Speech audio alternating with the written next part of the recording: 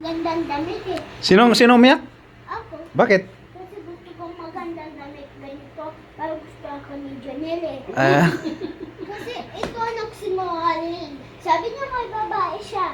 Basta hindi nahagan na ganyan niya, ginakis niya. Bakit? Kailan ka pinalo? Saan ka banda pinalo?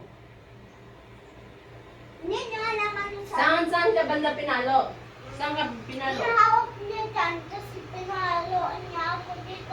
Saan? Tapos sabi yung papa ko, bakit ginagawa mo yan eh? Alam mo, pag pinalo ako ng nanay ko, galit yung papa ko eh. Kasi matigas ulo mo. Yan. Oh my God! Marunong ako magbukas yung DCR. Sino nagligo sa'yo? Nanay ko. Dapat marunong ka ng mga ligaw mag-isa. Oo. Kasi marunong siya magmatigas. Hoy, tawagin mo yun sa'yo.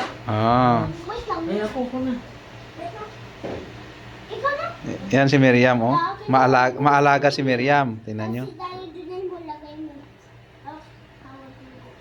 Dati na ba yan? Sabi mo, boyfriend mo.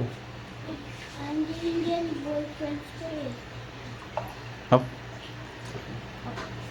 Yan ang Yan, si Mariam. Maasikaso. Tingnan mo, basa-basa yung buhok ko. Ah, Basa pa eh. Hindi naman siya nag-toothbrush dati. Bakit? Nag-toothbrush ka. Alam mo, kanina pag natulog ko, naiiyak ako. Umiyak ka na naman. Pag natulog ako, iyak ako kasi sabi mo, bakit nasabi mo sa teacher, pinilihan ka yung nanay mo sa Shein. Umiyak ako. Ano? Wala. Ano? Sabi mo? Kasi sabi ng nanay ko, bakit sinabi mo sa teacher mo, binihin kita sa Shein. Shein.